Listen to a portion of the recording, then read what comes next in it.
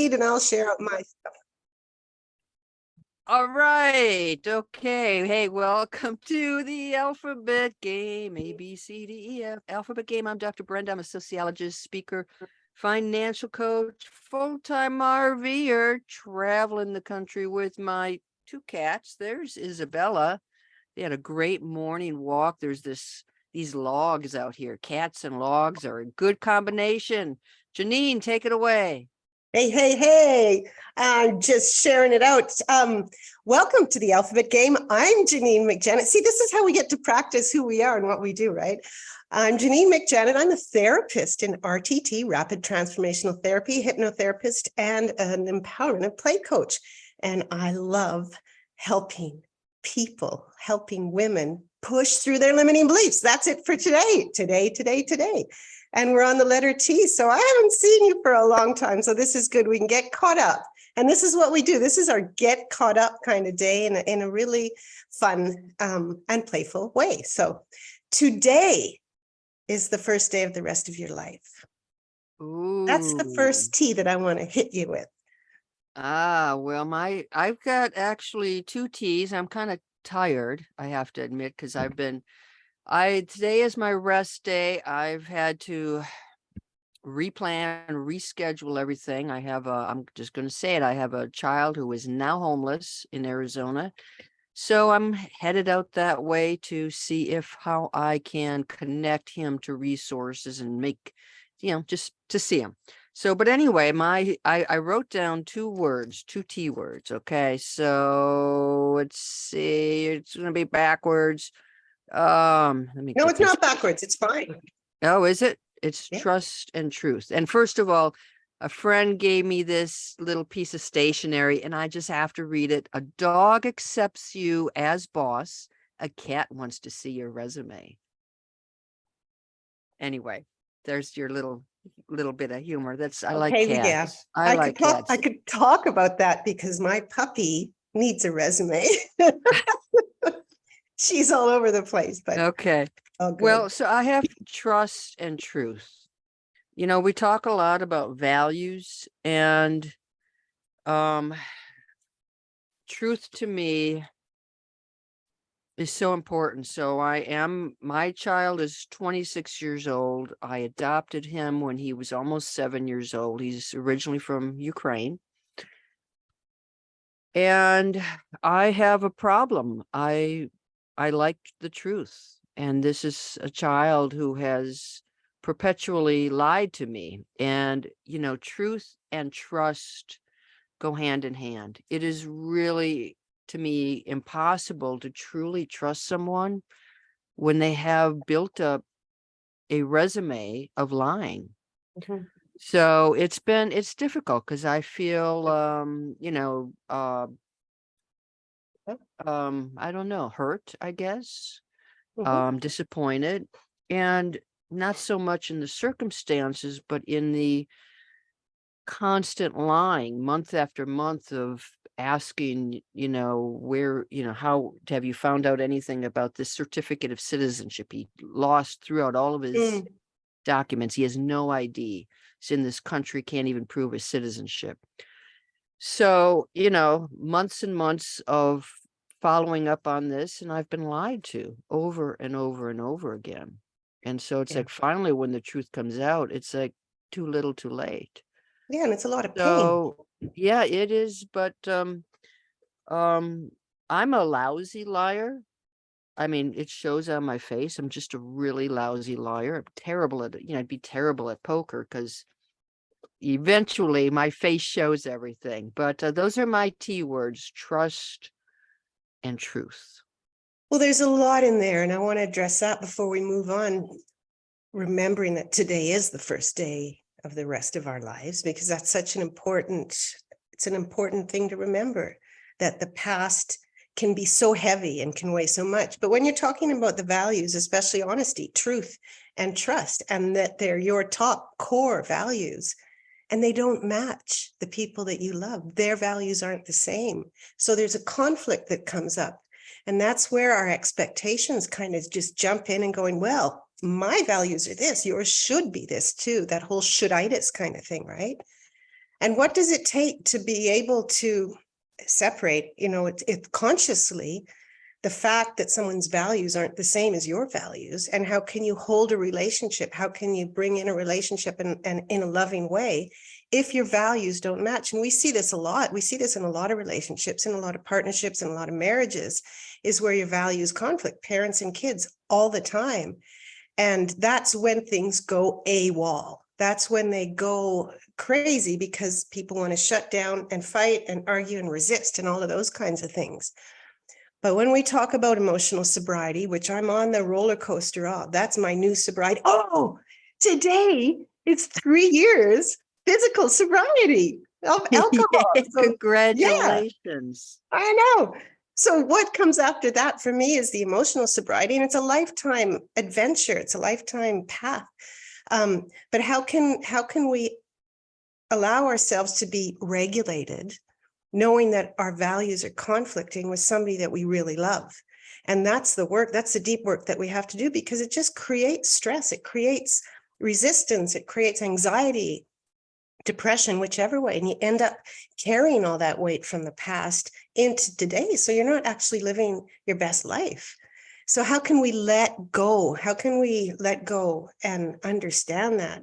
And it's all about these expectations too that come out. How can we make a triumph, just to keep the T series going? How can we make a triumph out of that potential trauma that's being built up inside of us? Yeah. I mean, especially for, our kids. So there's Miss Coco. Hi, Coco. Trip.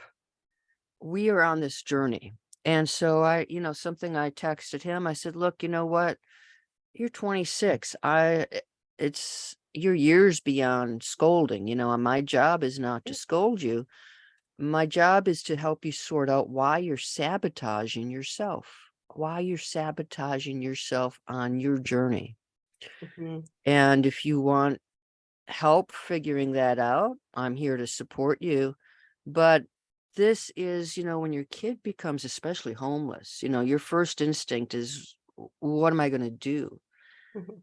And it's torture. I mean, it tugs at your heartstrings, but yet, you know, the short-term solution, let's go pick him up and make sure he has a place to stay, Fix is it. Yeah. not going to help in the long term.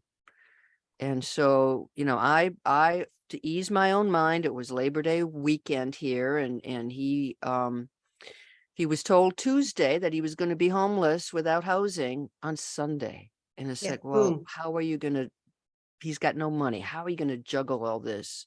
So for my comfort, I put him up in a hotel room for 4 nights. And the last 2 nights he's been at the shelter. I'll be there Sunday. He can stay at the RV with me for 4 days. I will visit the shelter. I will help him pick up his stuff that he left at the Grand Canyon. I can take it with me to California. I'm going to meet with, he asked me to be with him, to meet with support staff. But anyway, You're it's, helping, and that's good. Like I that's want to help, but he cannot be dependent on me. And Mhm. this is what happens, with coaching, because we're both about transformation, right? There's the big T word of the day, transformation. And the thing is, we've got our own toolbox. So I can give you all kinds of tools. I can help you, support you. I can advise you. I can encourage you. I can teach you. I can coach you. I Mhm. can't change the situation for you. Only you can do that. Yeah. You took the word right out of my mouth. Transformation. And it's so true. There's the truth bomb again, is that in order for any change to take place, in order for even the possibility for any change or transformation to take place, that person, be it your son, my kids, my family, me, anybody in the world, you've got to have a commitment to want to change. And the tool that I always use is the motivational scale. On the scale of 1 to 10, How committed are you to making a change in whatever area of your life? So you and I, as parents, as people pleasers, speaking for myself, recognizing the patterns, wanting to fix and rescue, there's such a fine line between that healthy and the unhealthy people pleasing, and it's called codependency. So when we can break that open and stop fixing for the sake of feeling better ourselves in terms of not being a failure, right? Of succeeding as a parent in this case, right? So what can we do to do that? Ask yourself on a scale of 1 to 10, how committed is that person to change? Maybe they don't even want to answer that question, which gives you a really good idea that it's very close to 0 and you can't do anything. Yeah. So yeah, and I think the key for us, especially as parents, or I mean, just as friends, as people in relationships, is to understand when we're doing something for ourselves versus for our child. My child did not ask me for a hotel room. I did it for myself. I did it so that I knew that he wasn't on the streets, at least over this long holiday weekend where Monday offices were closed. I did it for myself. So I knew that. And you know what? That is good to know. I'm never going to hold that over his head and say, well, I gotta, it was my decision and it was for me. It was not something he asked for. So I think it helps ease us when we realize when we're really doing something for ourselves to ease our own worries versus thinking it's going to solve our kids' problems. Yeah. And you just hit it right on the dot there. When we do things for other people, thinking that it's going to fix them or help them solve their problems, that is kind of the core, the spine of people pleasers, is helping them so much so that you can fix them so that they fit into your agenda, your expectation of what the relationship should look like. But behind that, and this is an extreme, but behind that, there's motivation to want something back, to accept something back. So take and give and take and give. And how can we understand that we do so in kind of a balanced, harmonized way, but we're not expecting anything back from them? And I love that you said that, you're doing it from a place of positive, healthy, pleasing for your child, helping like from your heart. We have to learn, all of us, all the time, how much to give and how much to take, how much to give, how much to take. But if we're getting 0 back, if we're always getting 0 back and we're in this kind of mind state going, oh my gosh, what's wrong? Well, I can't. All this negative chit chat in our mind, negative talk, then that's a time to really pull out the curiosity card and go, what's going on here? I watched a documentary. It was on Netflix last night. It's on blue zones. It's about longevity. These are places where there's a incredibly high proportion of people, centenarians, people who live to be 100 plus, and they're still vital and healthy. It was just remarkable. But there's something that he says in there, we can try to change, millions of minds, thousands of minds, but the thing to do is to change the environment, change the people that we associate with, change the physical environment. So he talks, as a sociologist, I love this because it's the idea that we can actually create blue zone communities, places where we walk, places where the food is healthier, places where we build community connections, places where we can volunteer, places where that's the culture.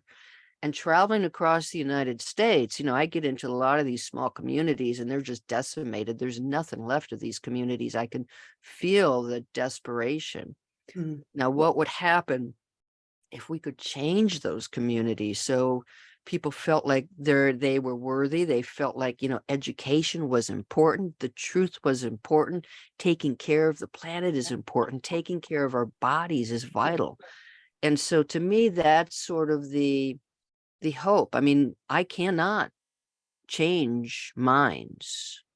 I cannot change your habits, but maybe I can help you understand the social forces that lead us into making lousy decisions. We're surrounded, if we look at our diets, our health, we're surrounded by junk. There's one machine out here at the campground, and it's a soda machine. So I can get Coca-Cola and 7-Up and root beer, Yeah. That's the stuff that we face every day. We get ads for medications to lose weight, medications to solve all of our The problems. quick fix, right? The We're so pill. overly medicated, and it's like the Blue Zones talks about prevention. Yeah. We're, at least in America, all about fixing after the fact. But Yeah. what if we could live our life so we prevent? I mean, my child had the ability to prevent homelessness. Yeah. And he If he had chose. done something Yeah. as simple as, and he was certainly taught, save $25 a week. He got paid weekly, put $25 into a savings account. He'd be sitting there here with over $6,000. Instead, he chose to be poor. He chose to have zero. He chose to use every single penny. And that's what we don't see. We don't see the choice. It's a consequence. Yeah, indeed. Drop the link for the Blue Zone in, because I've seen that before. That was part of my study material when I took integrative nutrition. Very important concept for us to understand. And what you're talking about is leading by demonstration, and not sort of blaming the external world for our moods, for our mindset, for how we're feeling, for our success. It's really about just jumping in, and what Gandhi says, be the change that you want to see in the world, right? There's nothing that's been more clear to me in my role as a mother than doing that. Hence celebrating 3 years today. Be the change that you want to see in the world. It was getting to a point where I was just like not happy with the people, with the world. And I thought maybe just having another drink might make me see a little different. And of course it does, because it puts the mask on, it numbs the feelings, and it stuffs that pain down. But sooner or later, something's going to blow up. We can only stuff down our emotions to a certain degree before they sort of leak out. And I always say, invite the parts of you in. Invite the parts of you that are calling. Sometimes, and for many decades in my life, I'm just like, no, I don't want that. Ooh, I'm not going to pay attention to that. I think I'll numb it out in one way or another. But when we open the front door and invite those parts in, whether it's anger, frustration, whatever they are, and say, and I do this, sit down at this little imaginary table in my mind. What's going on? What's really going on? Because if we lock out those emotions, they're going to come in through the back door, and it ain't going to be pretty. Right? You are so right. And I was thinking about, I mean, this has all happened within, last week. And I have been angry and frustrated and scared. And I think about my old pattern, which used to be to use alcohol. And it's been 2 years plus that I haven't had a drink. But I thought back, like, my first instinct would have been to go to the bar, or to go and get some, get a Drown your 6-pack, get a sorrows, as they 12-pack say. of beer, and I'm like, that would not have helped anything. So Well, it would have helped in the moment, because it does create that dopamine. It does create that feeling of excitement and relaxation. It's a physiological and a physical chemical that just gets in. Yep. But I'd be right back from square one, except with a hangover the next day. Exactly. So, I do feel like, we all try to grow over time. We try to become better people. And this is, by giving up the alcohol, we do have to deal with those emotions and just say, hey, you know what? I am furious. I'm furious. This didn't have to happen. I'm frustrated. I'm worried. Yeah. And to deal with that means I can move on and then figure out what I should be doing. Do I Yeah. change my plans? How do I help but not be somebody he's dependent on? Yeah. So yeah, I think it's so super that you have celebrating 3 years. That's a Yeah. big one. It's cool. You just said the biggest T word, and I know we've got some great T words being thrown around here. Transformation, one of them, but try. I'm going to try to do this. I'm going to try to do this. We see our kids trying to do this. We say, why don't you just try? That word to me is toxic. It's poison. trying. Get out of that mindset, I'm going to try, because what's associated with the word try is a little failure and a little success. Which way am I going to go? If you're going to try, just do it. Change the words. This is what NLP, neuro-linguistic programming, is all about. Change the words that you're talking to yourself, that you're thinking to yourself. I'm not going to try. I'm going to do this. I am going to do this. And it makes the biggest difference. And when you said it's the people that we hang around with, the people that we hung around with 2 or 3 years ago are different to the people that we're hanging around with now. Thank goodness. It's another great T word. Thank goodness. Thanks, thanks, thanks. Right? Because we had the curiosity to step out of patterns, the patterns that weren't serving us at all. Yeah. You know what? I think about the word try in very different ways. So I do have to catch myself. And when it comes to myself, try to say, try, there's that word try. Yes, I will, I do. But like when Yeah. you think about helping somebody else, we can try to help. That's where trying to me is okay, because I don't know if I'm going to help. But just hang on. Am I really helping? That's up to him or her or them to accept that help. Yeah. And this is the take and give. But what if you just said, I'm going to help them? They don't have to accept the help, rather than I'm going to try to help them, because you're still setting yourself up for failure on your own part, right? I'm going to try to help them. Well, what if they don't accept it? Boom. Well, except this is interesting. I'm going to help them in the way that I think I will help them. I don't know if that's the help that they actually need. Yeah. And I have to go back to my conversation with Dr. Gabor Mate in October last year when I met him. I asked him a very similar question, and he said to me, don't give them any help. Don't give them any recommendations or advice unless they ask for it. Yes. And especially from the parent-child perspective. So I was like, oh my gosh, I have a 14 and a 17-year-old. I can't just say, oh, do you want my advice? Because I'm so used to being the fixer and the people pleaser and the rescuer. So I do that now. And it's just like, I can see my daughter, one of them, in pain. And I'm like, oh, can I give you some advice? And she seriously, sincerely looks at me with tears in her eyes and goes, no. Oh my gosh, I'm biting my tongue, but I don't give it because she's got to learn. Yeah. That's what's been a real trial for me, but it's turned into a triumph, because now when I shut up, when I stop trying to fix, when I stop trying to people please, voila, there goes her own emotions, and they start to get entered into her front door instead of coming up through the back. Yeah. And that is very powerful. So my son has a meeting with somebody from a local organization, and I will still, I can delay my travel for a couple of hours. And I said, do you want me to be there with you? His choice. He said, yes, but it is his choice. The same as, will you give them permission to share information with me? Do I have your permission to share information with them? So to understand that these are even, my child is a grown ass adult, well, chronologically, okay, chronologically, and yours are not full grown adults yet, but you're getting them into that pattern. So, and you're getting yourself into that pattern. I think that's critical. Yes. And this is very, very much to do. You and I both like nature. It's a little bit of a swerve off, but it's the think tank. I like to do it every morning when I get up. I make 100% effort to jump into my hot tub, and I call it my think tub. And that's where I do some processing. I don't have anything. Okay, I have a book every now and then which starts the thinking going. Sometimes I watch a TikTok. Oh my God, that's a T, blah, TikTok. But where was I going with this is where? Oh, I just Nature. Nature is trees.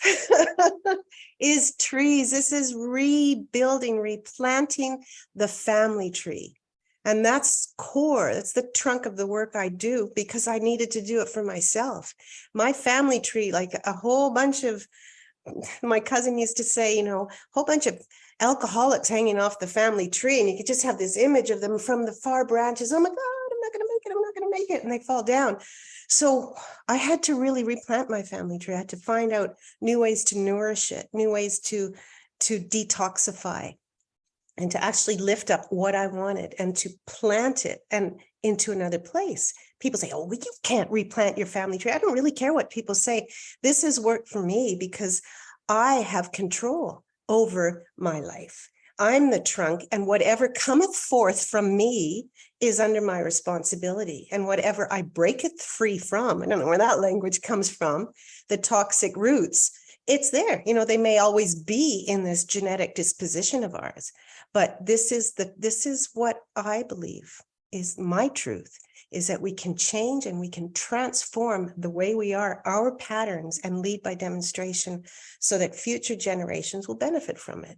Yeah. And we're cutting the ties from past trauma, which is a big T, and allowing life to be more emotionally free. I got to notice my internet is unstable. So you use the word toxic. Yeah. And that is something that, sometimes I'm on the road and there are other women RVers, and sometimes this is an escape, a refuge from a toxic environment, a toxic family environment, a toxic work environment.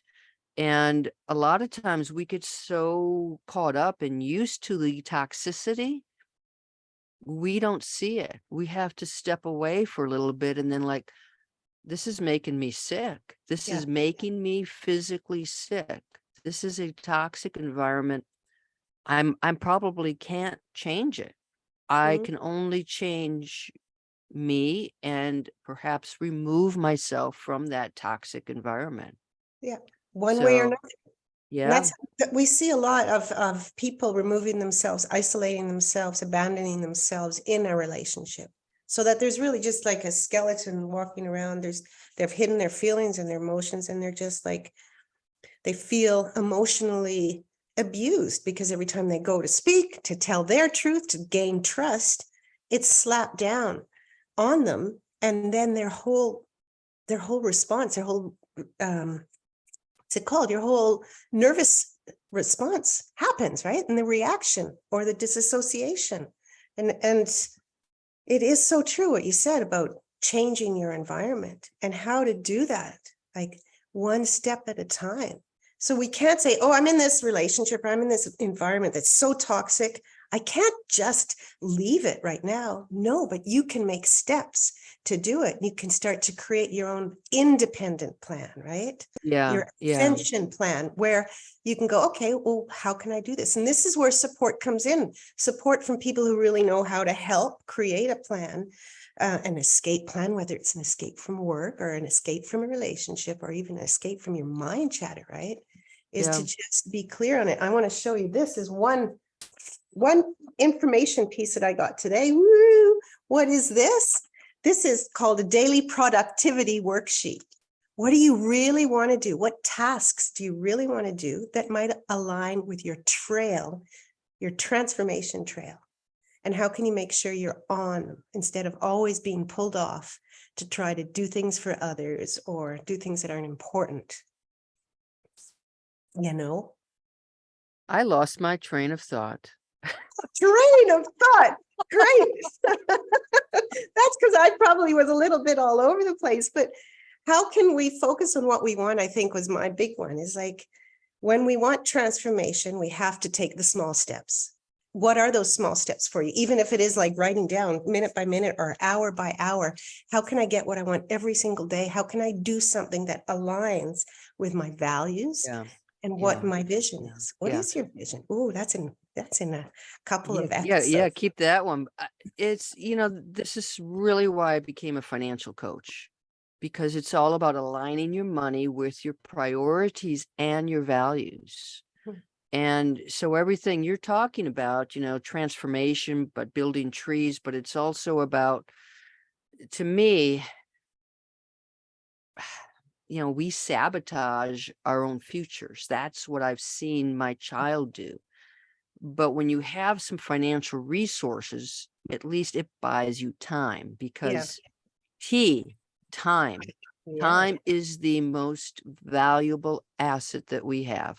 The most valuable resource, as Oprah says, right? It is. Well, it is, you can go out and get more money. You can go out and get all kinds of different things, but time, when it's gone, it's gone. And, I Amen. hate it when people say, I'm just killing time. I'm like, how Why? can you go into a mode where you're killing time? Yeah. Killing time. That's all you got. Why would you want to kill it? Yeah. You want to savor that time, right? Absolutely. And Yes. speaking of time, what a beautiful Yes. end it. I'm going to throw out my little summary package, my the Alpha T summary. And that is ending on the time is that, as I started, today is the first day of the rest of your life. Regardless of what's happened in the past, how can we move on creating those little steps? Because tomorrow is never guaranteed. Thank you. Okay, and we've got about you? your link, but your link in the description. My link is in the description. And for me, it's all about treasuring our time, treasuring our time today, but also investing in tomorrow, because we don't take the time to invest in ourselves. Yeah. Tomorrow's not going to look all that pretty. So Yeah. that's And my message for you guys. and really, Treasure it's your just time. sprinkled all throughout this beautiful conversation is the idea of transforming our beliefs so that Yes. we can live a better Yes. life, right? Yes, absolutely. All right, great to see y'all, and we'll be back, I believe, in 2 weeks. And my friend, I will be in California. I am Yay! super psyched about that. So, Cool. all Cool. right, we'll Okay, see we'll y'all. talk to you Thanks for later. joining Ciao. us. Bye-bye. Bye. Do, do, do, do, do, do, do, do.